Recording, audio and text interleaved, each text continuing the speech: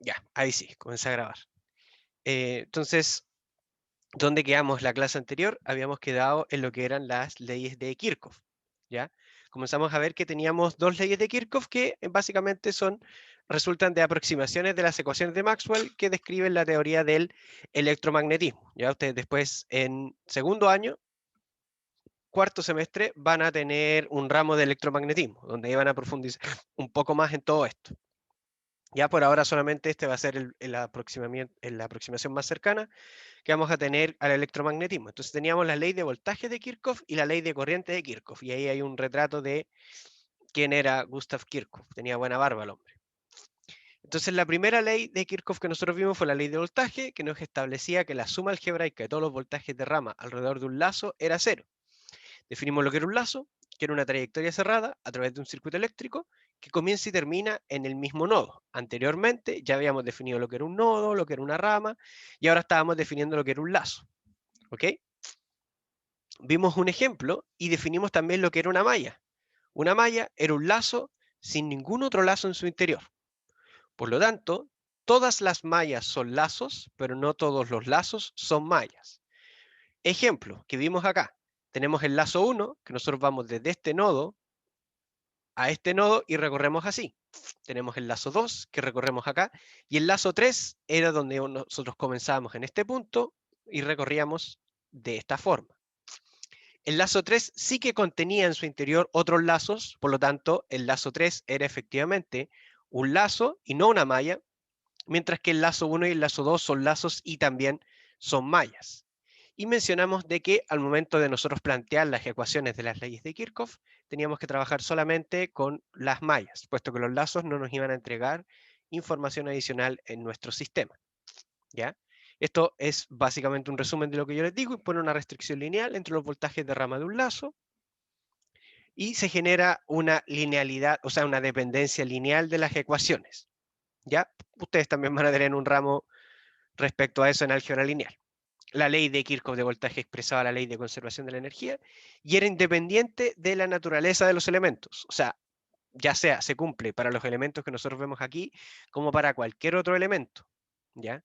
La ley de Kirchhoff se cumple, la ley de Kirchhoff de voltaje, y después vamos a ver que la ley de Kirchhoff de corriente también. ¿Qué es lo que nos toca ver hoy día? La ley de corriente de Kirchhoff o LSK. Esta ley establece también que la suma algebraica de todas las corrientes que entran a un nodo o una superficie cerrada, en este caso el nodo es una superficie cerrada, es cero. ¿Ok? La ley de Kirchhoff de corriente es una expresión de la ley de conservación de la carga. La carga es indestructible, no puede perderse ni crearse, se conserva. O sea, la carga solamente yo la puedo transferir, quizás la puedo convertir en alguna cosa, pero no la voy a poder crear ni tampoco destruir. ¿Ya? Entonces, para aplicar la ley de Kirchhoff de corriente, se debe definir un sentido arbitrario, nótese acá la palabra arbitrario, para las corrientes que se considerarán positivas. ¿Ya? O sea, yo puedo definir tanto que las corrientes que entran a un nodo como las que salen son positivas, o las puedo definir como negativas. ¿Ya? Lo que nosotros vamos a asumir acá, y que nuevamente no quiere decir que en todas partes se haga así, y no quiere decir que no se pueda realizar de otra forma, lo que vamos a asumir acá, porque es lo que también asumen en los libros, es que las corrientes que entran al nodo son positivas o las corrientes, o sea, se podrían definir las corrientes entrantes como positivas o las salientes como positivas. Y lo que nosotros vamos a asumir acá es que las corrientes que entran a un nodo son positivas y las que salen del nodo son negativas. ¿Ya? Lo puedo escribir quizás acá abajo. Definiremos entrantes como positivas y salientes como negativas. ¿Alcanzará el espacio? Justito, justito, justito. Ya. Definiremos entonces las corrientes entrantes como positivas y las salientes como negativas. Entonces, ¿a qué nos referimos cuando hablamos de corrientes entrantes, corrientes salientes? A lo mejor alguien no o está medio perdido, que es natural porque al final llegamos y simplemente planteamos eso. Entonces, ¿a qué nos referimos? Cuando nosotros estábamos hablando acá de los voltajes de rama y las corrientes de rama, Se fijan que cada rama en sí tiene su propia corriente. Esta rama, si bien es cierto, no está dibujada ahí, tiene una corriente que nosotros podríamos dibujarla para efectos de que quede esto más claro. Podríamos tomar este pequeño dibujo que está aquí, lo llevamos, ups,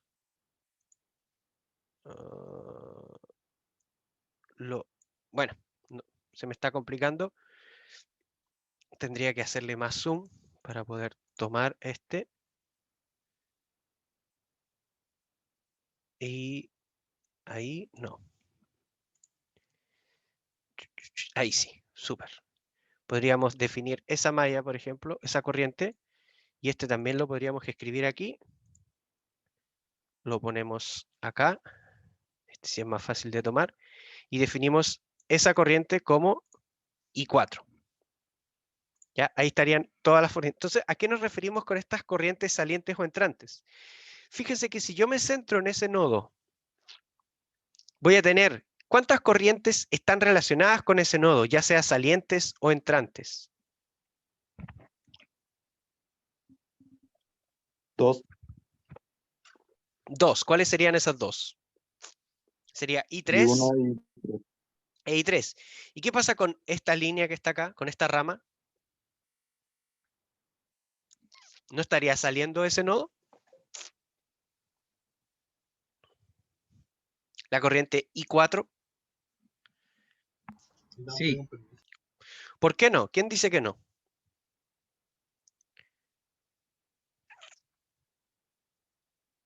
¿Nadie dice que no? Mejor. Recuerden que las corrientes que yo voy a tener en cualquier elemento van a entrar por un terminal y salir por el otro. Entonces, esta corriente que está acá es la misma corriente que está circulando en toda la rama, porque la rama tiene una única corriente. Entonces, cada rama que esté conectado al nodo, porque recuerden que nosotros definimos un nodo como una unión de dos o más terminales y las ramas como elementos de dos terminales. Entonces, cada terminal que esté unido al nodo va a tener una corriente. Podríamos después determinar que algunas de esas corrientes son la misma, podríamos, pero en principio yo debo asumir que cada terminal que está conectado al nodo tiene una corriente. Después, cuando yo me voy haciendo más experto y voy trabajando más en esto, lo voy a poder hacer de forma más sencilla, más rápida, y me voy a dar cuenta, pero esta corriente es la misma que esta, listo, ok. Pero en principio es más fácil comenzar asumiendo de que cada rama que va a estar, o cada terminal que va a estar conectado al nodo va a tener una corriente. Y que yo voy a tener que definir si esa corriente entra o esa corriente sale del nodo. ¿Ok? ¿En qué nos vamos a basar? Nos vamos a basar en lo que vimos anteriormente de la referencia pasiva y también nos vamos a basar en las polaridades que nos van entregando las fuentes. ¿Ya? Pero en principio la idea es entender de que tenemos corrientes que pueden estar tanto entrando como un nodo como saliendo de uno y que cada terminal que va a estar conectado a un nodo va a tener su propia corriente. ¿Queda claro eso? ¿Hay alguna duda hasta acá?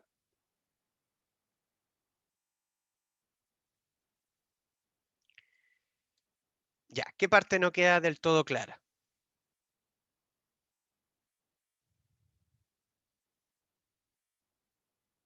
Notación. ¿Perdón? Notación. La notación.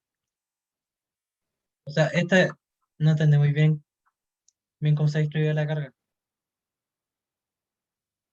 En el, en el gráfico que está, en el modelo que estamos presentando ahora. Ya, pero es que acá no estamos hablando de la carga, estamos hablando de la corriente eléctrica. Y la corriente eléctrica es un flujo de carga. Entonces recuerden que cuando nosotros definimos los elementos de dos terminales, definimos que podíamos tener elementos, las ramas que iban a ser elementos de dos terminales, o sea, aquí teníamos una rama, aquí teníamos otra, aquí teníamos otra, otra y otra rama, ¿correcto? Y por otro lado teníamos los nodos, que era la unión de dos o más terminales. Esto es lo que vimos la clase pasada. Entonces nosotros a cada uno de estos elementos le asignamos un voltaje de rama, que es el voltaje o la tensión que está presente entre los terminales de dicha rama. terminales nos referimos a este y este terminal. Y también definimos la corriente de rama, que es la intensidad de corriente que circula por cada una de estas ramas. ¿Hasta ahí va claro?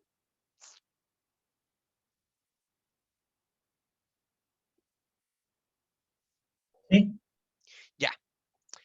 Entonces, lo que nosotros decimos para poder comprender la ley de Kirchhoff de corriente, cuando hablamos de la ley de Kirchhoff de voltaje, nosotros nos fijábamos en los lazos. Armábamos un lazo y nos fijábamos en los voltajes. Ahora nosotros nos vamos a fijar en los nodos. Cuando yo me fijo en los nodos, tal como decía acá, los nodos son unión de dos o más terminales. Entonces a cada nodo va a haber conectado uno, o sea, dos o más terminales. Cada uno de esos terminales va a tener su corriente. ¿Por qué? Porque esos terminales corresponden a una rama y nosotros definimos lo que era la corriente de rama. Entonces, al tener cada uno de estos terminales su corriente, yo voy a definir o voy a poder observar si ese nodo la corriente está entrando o saliendo del nodo, tal como indica la flechita ahí, de la misma forma. Entonces, si yo me sitúo en este nodo donde yo tengo el mouse, ¿cuántas corrientes estarían entrando a ese nodo? una, Ninguna. Pero ¿cuántas corrientes estarían saliendo de ese nodo? tres, Tres, ¿cierto? Sería la corriente de la rama 1, la corriente de la rama 3 y la corriente de la rama 4. Entonces, eso es lo que yo voy a plantear y ahí voy a poder obtener la suma algebraica y esa suma algebraica me tiene que dar 0. Y vamos a asumir que las corrientes que entran a un nodo van a ser positivas y las corrientes que salen de un nodo van a ser negativas. ¿Queda un poco más claro ahora? sí, ¿Qué cosa no entendió? ¿Lo de las corrientes que salen o entran?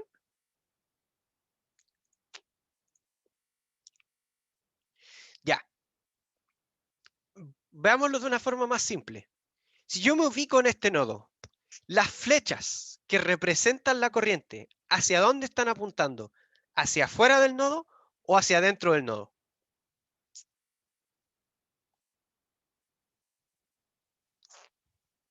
Hacia afuera. Hacia afuera. Entonces, al estar apuntando hacia afuera, eso es lo que yo indico como que la corriente está saliendo del nodo. Y si la flecha estuviese hacia adentro, como por ejemplo en este nodo, la flecha I4, yo estoy diciendo que la corriente va a estar entrando al nodo. ¿Ya? Más adelante vamos a ver cómo voy a definir yo si una corriente está entrando o está saliendo. Por ahora solamente a nosotros nos están dando las flechas y yo tengo que determinar si está entrando o está saliendo. ¿Ya?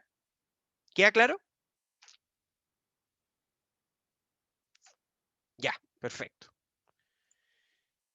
Esa es la idea, chiquillos, que si ustedes se quedan con dudas, traten de no decir ya después pregunto, pregunten en el momento, si no tenemos ningún apuro por ver y ver y ver la materia. Si nos quedamos cortos de tiempo, podemos hacer videos, podemos buscar, no sé, alguna otra solución, pero no se queden con las dudas, ¿ya? Porque después se quedan con las dudas, llegamos a otra clase y vienen arrastrando las dudas y al La final clase no... había empezado la clase había empezado hace rato. ¿Cómo? No me salía. La clase empezó hace rato. Sí, pues a las 11, todos los Sí. jueves a las 11. Ya. Entonces, vamos a ver ahora un ejemplo rápido de aplicación. Entonces, acá tenemos el nodo 1 y aquí tenemos el nodo 2. ¿Hay más nodos en este circuito? ¿O solamente están esos dos nodos? no, ¿Qué creen ustedes? ¿Alguien cree que hay más nodos o no entiende por qué no consideramos más nodos? Ya, todos claros de que hay solo dos, ¿cierto? Sí. Ya, perfecto. Entonces, si nosotros nos situamos en el nodo 1, ¿cuántas corrientes estarían entrando al nodo 1? Una. Estaría entrando una, que estaría entrando I sub S.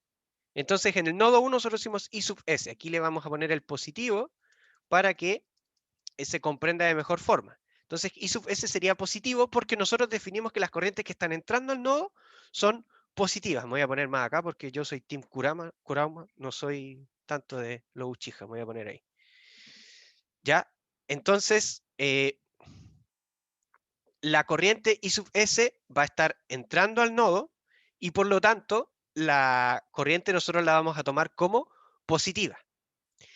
No hay ninguna otra corriente que esté entrando a ese nodo. ¿Por qué? Porque las flechas de la corriente I sub 1 e I sub 2 están saliendo del nodo. Por lo tanto, como están saliendo del nodo, nosotros las vamos a tomar como negativas y vamos a tener menos I sub 1, menos I sub 2, y como ya no hay ninguna otra corriente que confluya ese nodo, cuando nos referimos a confluya no estamos refiriendo a una corriente que puede entrar o salir, ya no hay ninguna otra corriente que entre o que salga de ese nodo, nosotros cerramos la ecuación y decimos que eso tiene que ser igual a 0.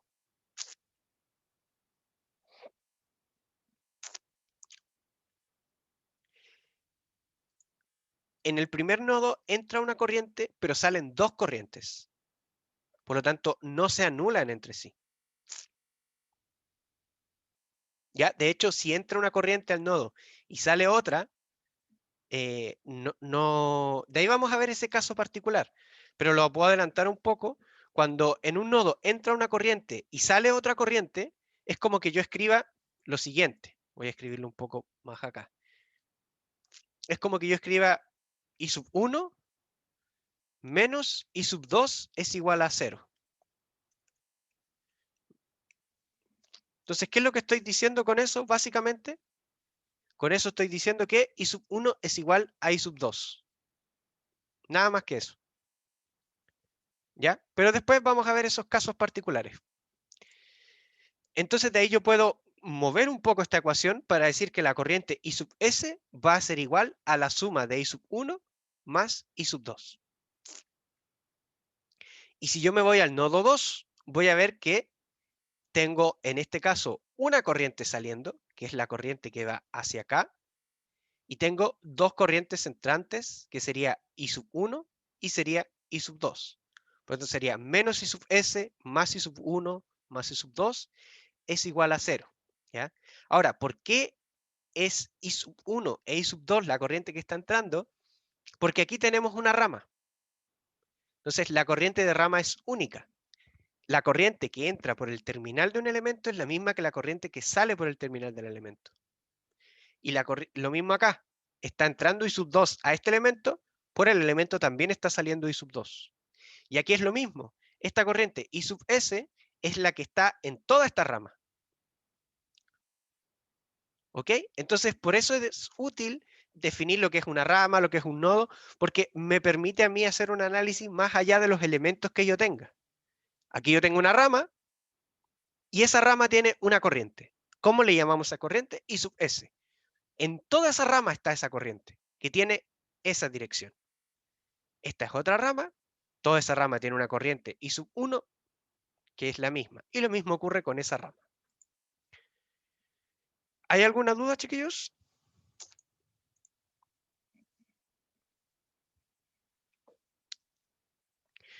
Entonces, retomamos, la ley de Kirchhoff nos establece que la suma algebraica de todas las corrientes que entran a un nodo o que salen de un nodo son 0. Ya, ¿qué pasó con el nodo 2?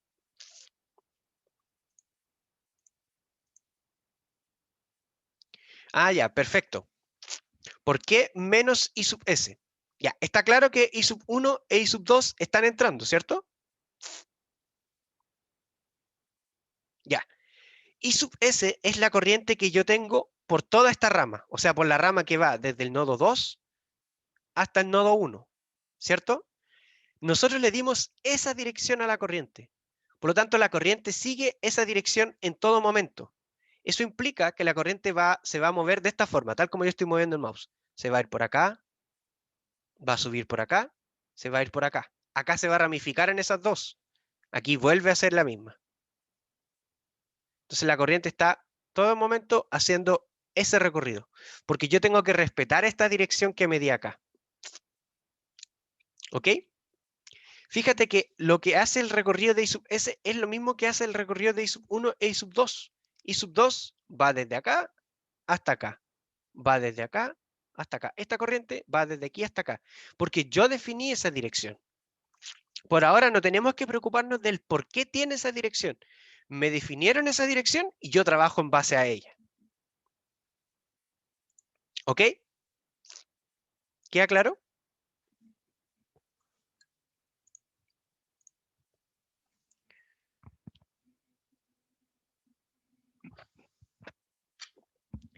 A ver, imagínate que esto es un caudal de agua.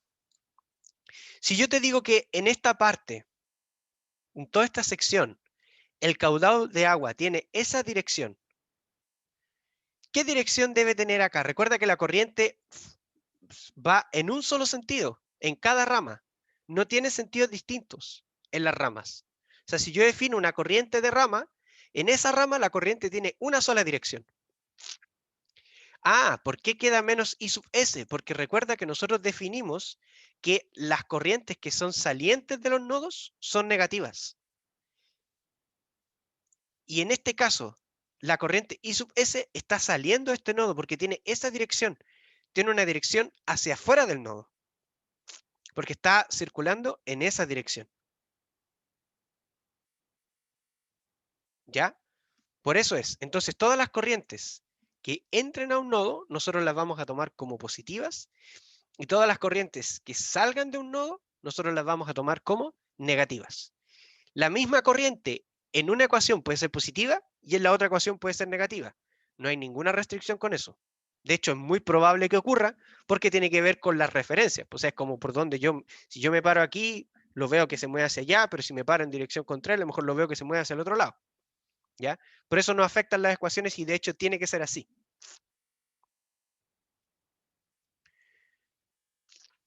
Súper. Entonces, finalmente, la ley de Kirchhoff de corriente es independiente de la naturaleza de los elementos. ¿Ya? Aquí se mencionan varios tipos de elementos que nosotros no vamos a ver en este curso. Ustedes los van a ver posteriormente a medida que avancen en la carrera. Pero independiente de la naturaleza de los elementos, o los tipos de elementos que nosotros conectemos, la ley de Kirchhoff de corriente se va a cumplir igual.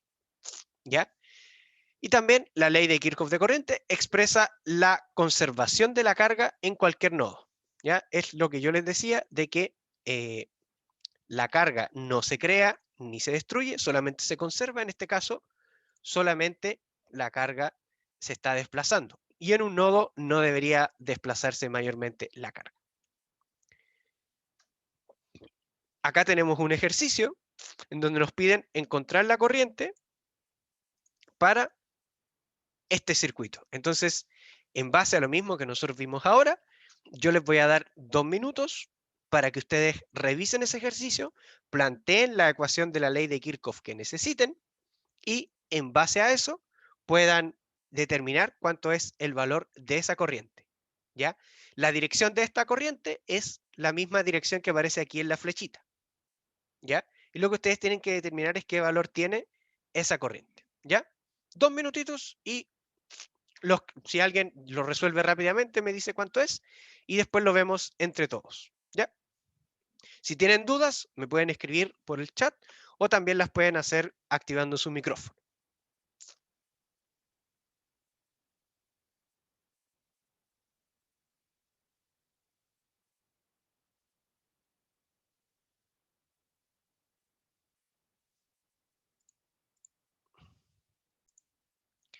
Ya, entonces la respuesta finalmente, dígame.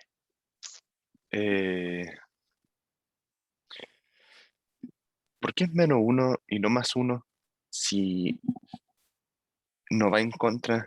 O sea, no sé si se entiende. ¿No va en contra de qué? Digamos, el 4 amperes Ujú, va hacia arriba y después va hacia los nodos de la derecha. O sea, ya, y después ya. baja. Entonces baja con ese 1 amper. ¿Debería sumarse o no? Ya, entiendo duda. Mira, tú tienes que pensar de que aquí está el nodo, ¿cierto?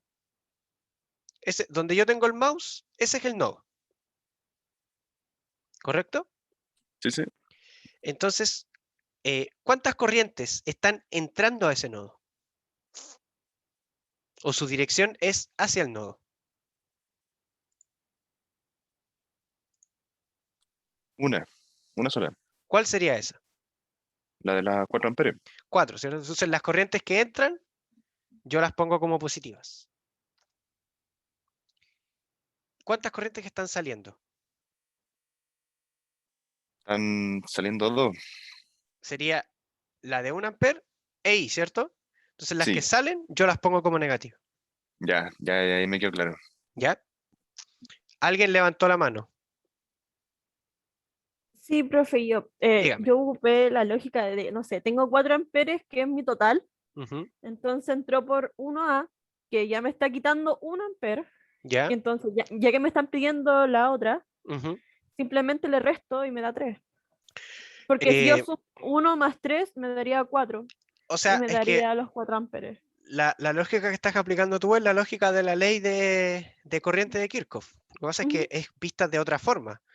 Si a ti te es más sencillo verlo de esa manera, también es válido. Pero al final lo que tú haces también planteas la ecuación. O sea, también me dices, tengo 4, le resto 1, o sea, 4 menos 1, y lo que me queda tiene que ser I.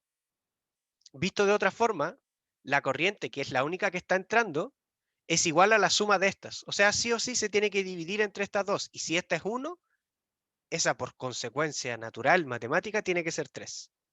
También es válido verlo de esa forma. Porque al fin y al cabo se sigue planteando la ecuación, ya sea explícitamente o implícitamente. Después llega un momento, cuando uno ya trabaja harto en esto, en que ni siquiera necesita plantear la ecuación. Uno ve el ejercicio y dice, 3. Pero al comienzo cuesta un poco.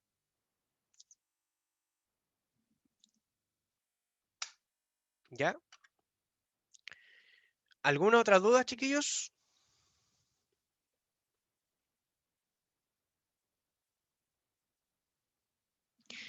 Entonces, ahora, 2 minutos también para hacer este mismo circuito, pero ahora lo que tienen que encontrar es el valor de B sub 3. Y ahora pueden ocupar, ustedes deben decidir si ocupan la ley de Kirchhoff de voltaje o la ley de Kirchhoff de corriente. Lo que les está pidiendo es encontrar el voltaje B sub 3. Nuevamente, 2 minutos y vemos el resultado.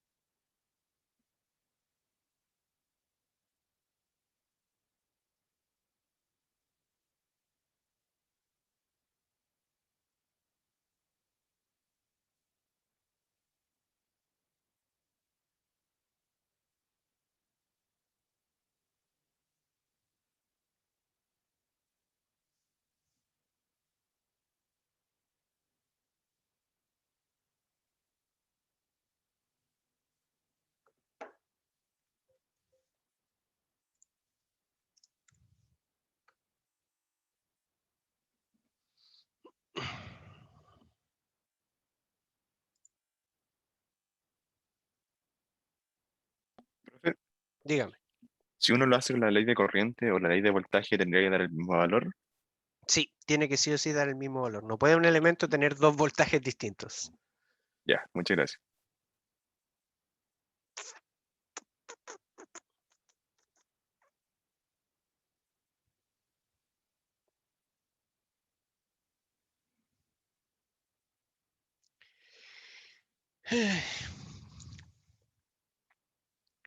Ya, ¿cómo les fue?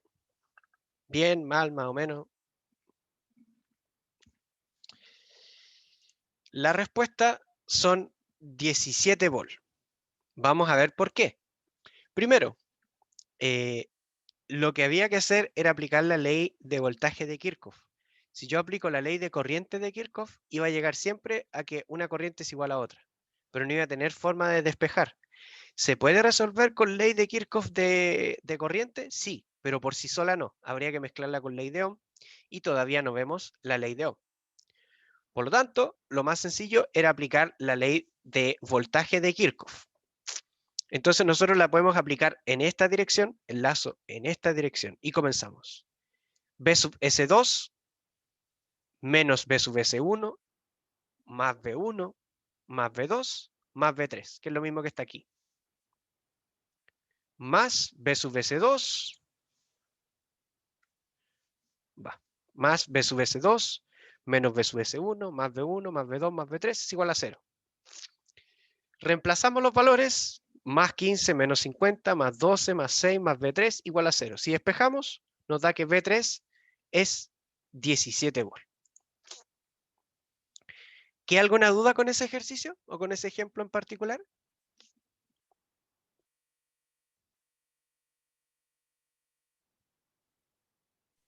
No, profe. ¿No?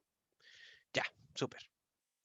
Entonces vamos a seguir avanzando y vamos a llegar a lo que es la resistencia eléctrica.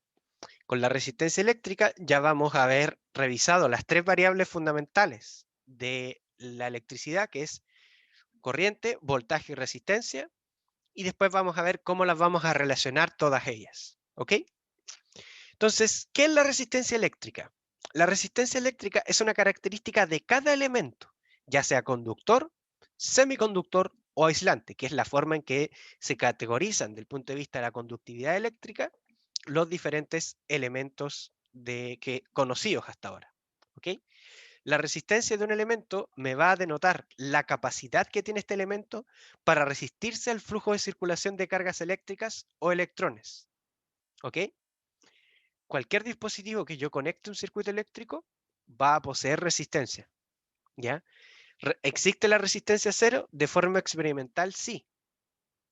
Pero de forma práctica todavía no se ha implementado. ¿Ya? De forma experimental se ha logrado que algunos elementos tengan resistencia cero, principalmente los superconductores y principalmente a temperaturas muy cercanas al cero absoluto. Entonces, este dibujo, un tanto caricaturesco, expresa lo que es la resistencia. El voltaje, ya lo habíamos visto, el voltaje es cuánto trabajo debo realizar para desplazar la carga. Entonces, al aplicar esa diferencia de tensión, yo hago que las cargas se desplacen. Ese desplazamiento de las cargas me genera una corriente eléctrica. Pero la resistencia, que se mide en ohm, como que le pone un freno a la circulación de corriente. Le dice, no, compadre, tú no puedes andar aquí de forma tan libre corriendo por todos lados. Yo te voy a poner resistencia a lo que tú estás haciendo. ¿Ya? Eso es básicamente la resistencia eléctrica, o sea, denota la capacidad que tienen los elementos de resistirse a ese flujo de corriente eléctrica. Van a haber elementos que van a tener una resistencia muy alta y van a haber otros elementos que van a tener resistencia muy baja. ¿De qué depende esto? Esto depende de tres factores. Depende de este factor ρ, que es la resistividad, que es un factor inherente a cada material que existe en la naturaleza. O sea, ese factor yo no lo puedo cambiar, no puedo alterar. Por ejemplo, si tengo cobre, no puedo alterar su resistividad. En realidad sí se puede, pero ya ahí entramos en otro terreno y estaríamos cambiando en sí el material también. ¿Ya? Lo podemos mezclar con otro material para que cambie su resistividad, pero si mezclamos el cobre con otra cosa, ya deja de ser cobre puro, pasa a ser otra cosa. Estoy dando un ejemplo, puede ser cualquier otro material. Entonces, depende de la resistividad, que es un valor intrínseco de cada material. ¿Ya? Por ejemplo, yo podría tener acá mi billetera, por ejemplo, que podría ser hecha de cuero. El cuero tiene una resistividad. Otra persona podría tener un pedazo de plata. La plata tiene una resistividad. Otra persona puede tener, no sé, un pedazo de caucho. El caucho tiene una resistividad. Pero la resistencia en sí que me va a ofrecer mi elemento no solo depende de su material, también depende de qué tan largo va a ser, o sea, de su largo, y depende también del área de la sección transversal o de esta área que se indica acá. Cuando se hable de área de sección transversal, se refiere a esa área. Entonces, ¿cómo se llega a la resistencia? Se multiplica la resistividad por el largo del material y se divide por su área. Y ahí nosotros obtenemos lo que es conocido por resistencia. Entonces, nosotros podríamos tener un elemento con baja resistencia, con baja resistividad, que ofrezca mucha resistencia, podríamos. Tendrían que sus dimensiones ser muy grandes. Y podríamos tener un elemento con con alta resistividad que se comporte como un conductor, tendría que ser muy pequeño. Obviamente, lo que a nosotros nos conviene es jugar más con la resistividad y buscar materiales que se adapten mejor a lo que nosotros queremos. ¿Dónde aparece el IA? ¿Te refieres a esa expresión? El A es área. Área de la sección transversal. Y eso que está ahí es una L, que quiere decir el largo del elemento. Ya, es una L de largo y es una A de área. ¿Ya? ¿Qué área? Esa área de la sección transversal, que puede ser circular, puede ser cuadrada. Muchas veces, por lo general, es circular. ¿Cómo se ve una resistencia en la vida real? Son así. ¿Ya? Esas banditas de colores a mí me representan el valor de la resistencia. Ya hay un par de memes. Para ustedes una resistencia es eso. Quizás para los estudiantes de historia es un tanto diferente. Ahí hay un meme un tanto triste. ¿Ya? Ni esa resistencia pudo soportar todo el daño que me hiciste. No entremos por esos lados porque si no el profe se va a desviar, para que se ponga a llorar. Pero en la práctica una resistencia se ve de esa manera.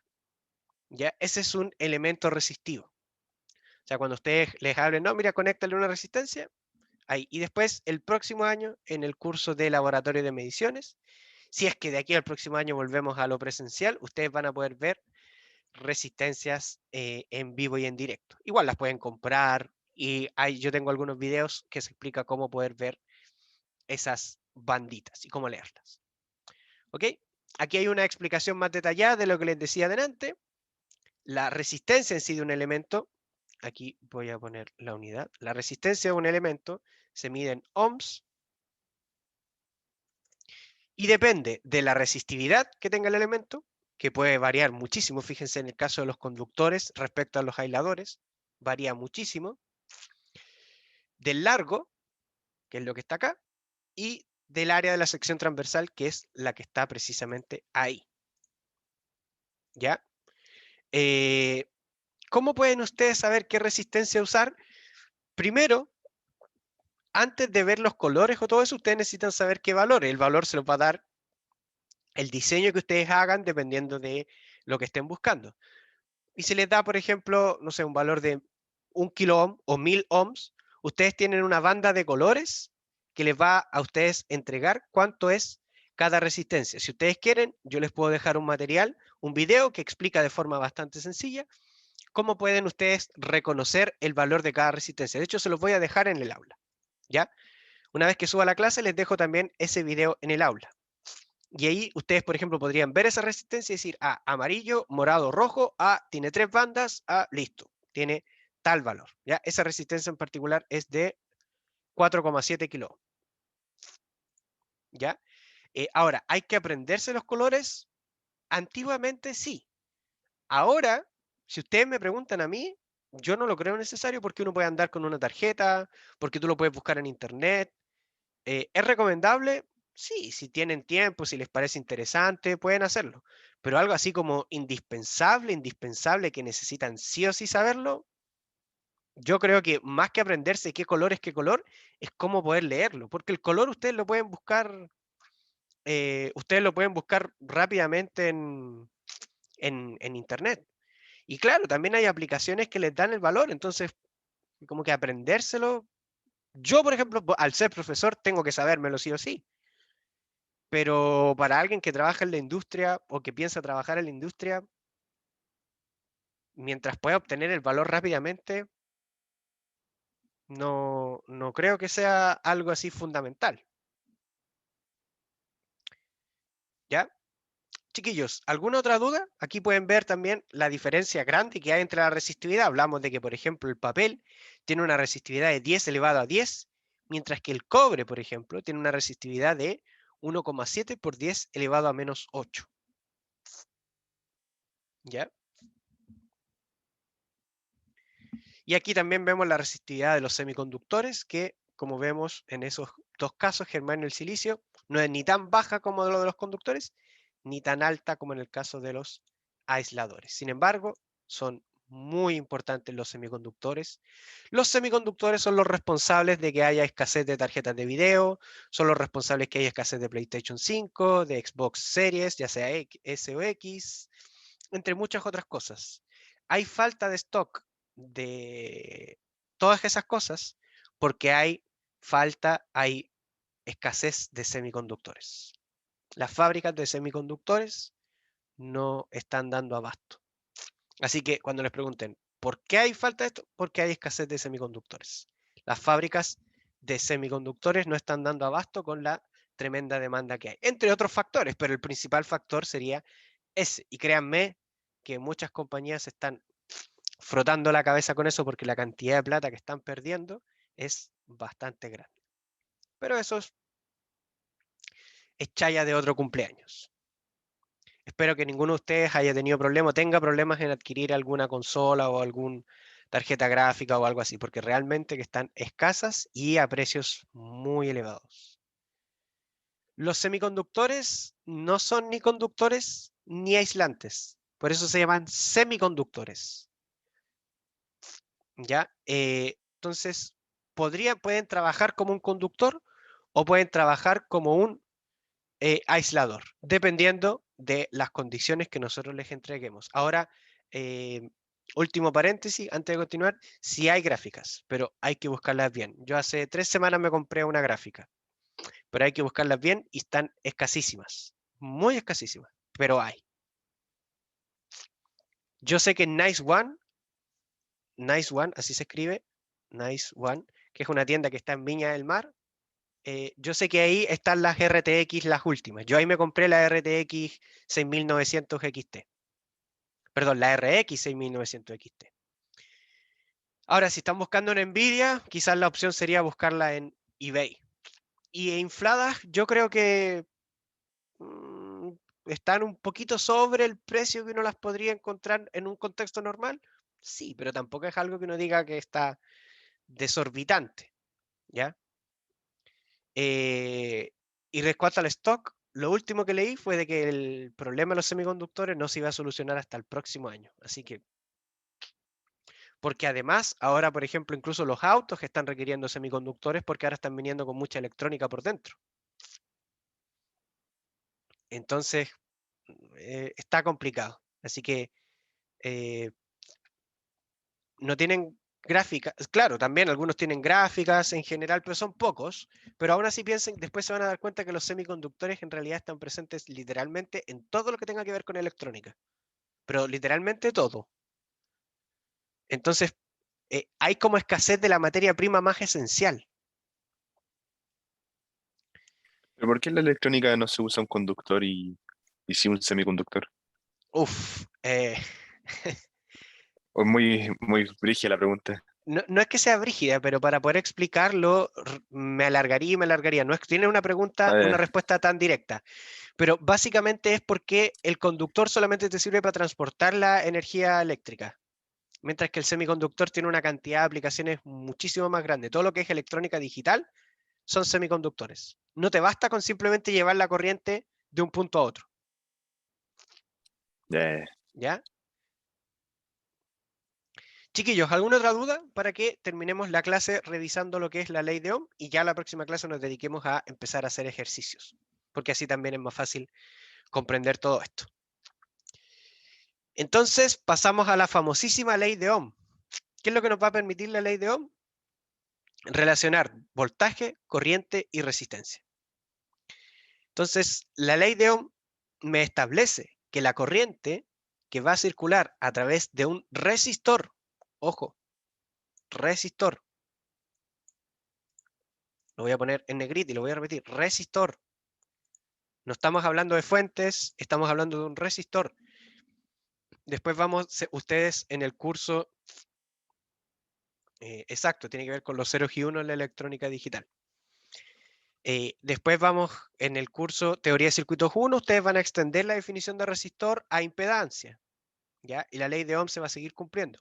Pero por ahora vamos a hablar de resistor. Entonces, la ley de Ohm me establece que la corriente que va a circular o que va a pasar a través de un resistor es directamente proporcional al voltaje que posee e inversamente proporcional al valor de la resistencia. Y ustedes pueden decir, entonces, ¿qué quiso decir el profe con todo eso? El profe quiso decir lo siguiente. Déjenme un segundo que esta me parece que la voy a enviar al foto. Ahí. ¿Qué quiere decir el profe? Básicamente, con todas esas fancy words que ocupó ahí, quiere decir que corriente es igual a voltaje partido por resistencia. ¿Se dan cuenta que algo tan simple puede ser dicho de una manera bastante elegante? En realidad esta es la manera formal en que uno debiese declarar las ecuaciones. Pero está la manera formal y también está la manera sencilla, y uno tiende a acordarse de la manera sencilla. Ley de Ohm, de forma sencilla, corriente es igual a voltaje partido por resistencia. Fin. ¿Ok? Obviamente esto implica que yo puedo mover la resistencia hacia allá y el voltaje va a ser la corriente por la resistencia. Puedo mover el voltaje hacia allá y corriente partido por voltaje va a ser 1 partido por resistencia, etc. ¿Ya?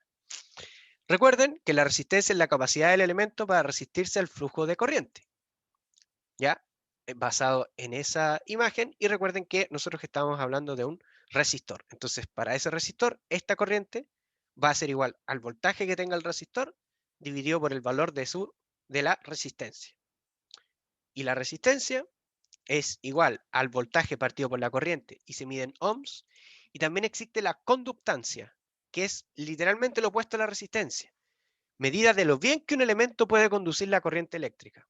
O sea, si yo digo que un elemento tiene alta resistencia, es lo mismo que yo estoy diciendo que tiene baja conductancia. Y si yo digo que un elemento tiene alta conductancia, es lo mismo que yo estoy diciendo que tiene baja resistencia. ¿Ok?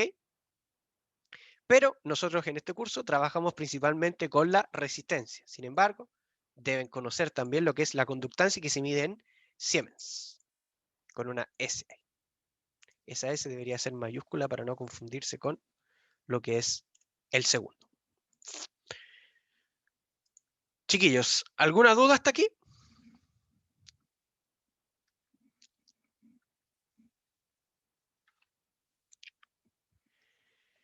Ahora, ¿qué implica esta ley de Ohm? O sea, ¿qué implica que la corriente es igual al voltaje partido por la resistencia? Implica que nosotros vamos a poder definir casos límites de las resistencias.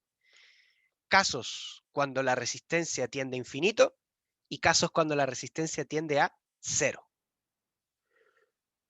El circuito abierto, nosotros lo vamos a definir como un elemento en donde su corriente es igual a 0, independiente del voltaje que pueda tener. Ese símbolo que está ahí es para todo. Entonces, en un circuito abierto, su corriente es igual a 0 para todo voltaje.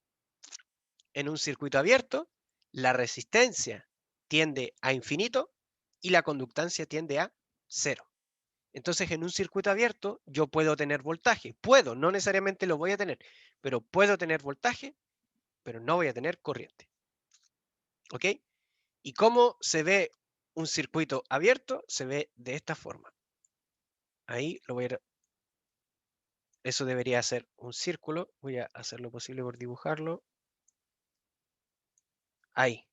Entonces ahí ustedes tendrían el voltaje. Me quedó horrible. Después vamos a ver mejor. Ah, pero podemos buscarlo por internet. A ver. Déjenme. Circuito abierto. Símbolo. Perfecto. Ahí tenemos varios símbolos. Perfecto. Ahí está el símbolo del cable conductor, que sería el cortocircuito, y el circuito abierto sería entonces algo parecido a ese, el que sale ahí como interruptor. Veamos si podemos encontrar otro que sea más sencillo. No sé, parece, profe. ¿No se ve? No. ¿En serio? Ah, qué raro. A ver. Qué raro. ¿Ahí se ve? Ahora sí. Ahí sí se ve. Ah, probablemente puse compartir solamente la PPT. Ya, entonces ponemos circuito abierto símbolo y ahí podemos encontrar aquí, perfecto. Este diagrama tiene justo el símbolo que yo busco.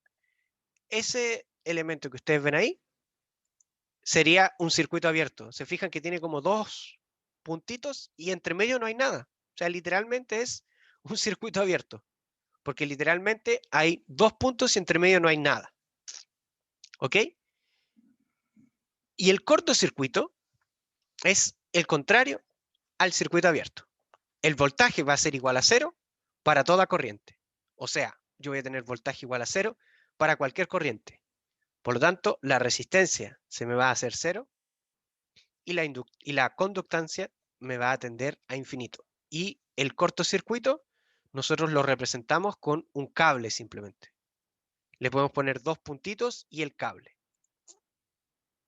¿Ok? Cuando a veces se dice de que se generó una falla por un cortocircuito, es literalmente esto. Lo que ocurre con eso es que la resistencia del circuito baja tanto que no limita el flujo de corriente. Y si de repente tenemos mucha corriente, nuestros elementos se pueden calentar y eso puede provocar incendios. ¿Ya? Entonces, los cortocircuitos son algo peligroso en general. ¿Ya?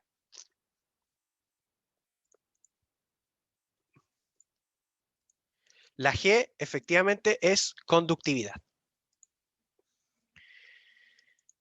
Chiquillos, ¿alguna duda hasta acá?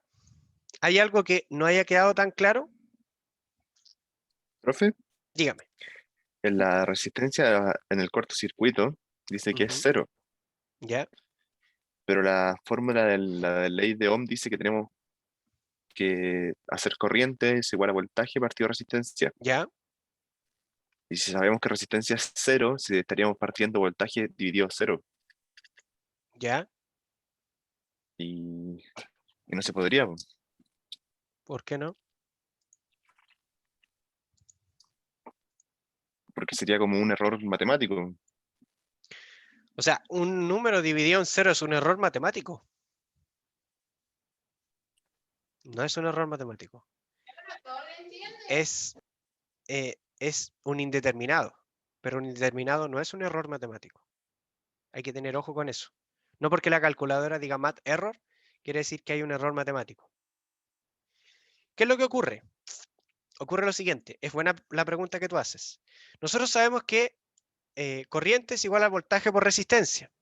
Y nosotros dijimos que tenemos dos casos críticos cuando la resistencia tiende a infinito o cuando la resistencia es 0.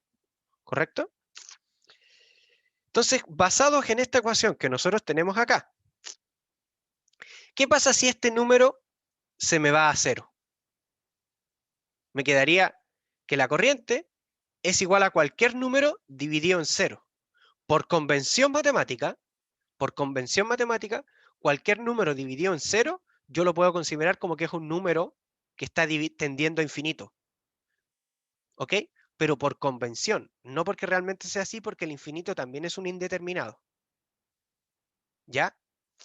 Entonces, como 0 dividido por cualquier número por convención es un número que tiende a infinito, y de hecho eso matemáticamente se puede demostrar, que el número tiende a infinito, por eso aquí dice que la resistencia tiende a infinito. ¿Ok? Ese número quiere decir tiende. Si la corriente es 0, para todo voltaje, la resistencia va a tender a infinito. O sea, si este número es 0, independiente del número que yo tenga acá, quiere decir entonces que esta resistencia es un número demasiado grande. Matemáticamente tiende a infinito. Si nosotros lo queremos llevar a la práctica, lo que estamos diciendo es que este valor de resistencia es demasiado grande comparado con este valor de voltaje. ¿Ok? Perdón. Y el caso contrario sería cuando tenemos un cortocircuito que me dice que el voltaje es igual a 0 para cualquier corriente. O sea, independiente del número que yo tenga acá, este va a ser 0. Si yo tengo 0 dividido en algo y eso igual me da un número, lo más probable entonces es que este número sea 0. Pero esos son convenciones matemáticas. Como tú bien dices, son cosas que están indeterminados y por lo tanto se generan a través de convenciones. Es lo mismo que el 0 elevado a 0. ¿Cuánto es 0 elevado a 0?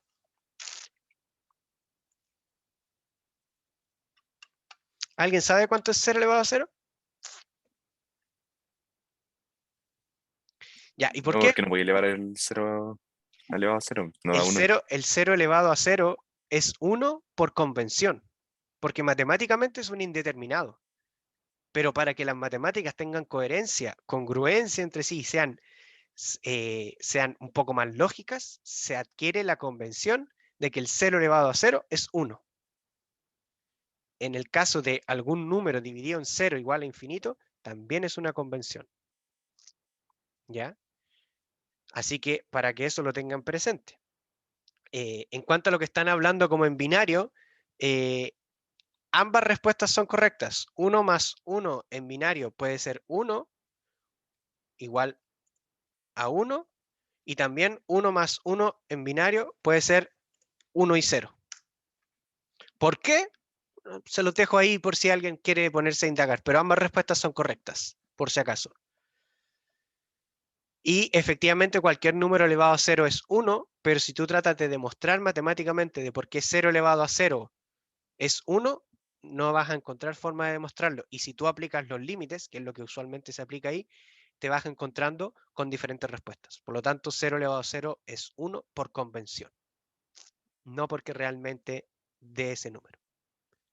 ¿Ok? Lo mismo que el 0 factorial. El 0 factorial es 1 por convención. Chiquillos, ¿alguna duda con la clase de hoy? Nos salimos un poquito de las ramas, pero yo no tengo ningún problema. Al final esto no tiene por qué tampoco ser un monólogo. Y si ustedes quieren saber de otras cosas y yo les puedo aportar con eso, súper. Y si no, lo podemos buscar entre todos también. Si yo no me las sé todas tampoco. Chiquillos, ¿alguna otra duda? Les respondo al tiro lo del binario, pero para que cerremos la clase. ¿Alguna duda con respecto a la clase?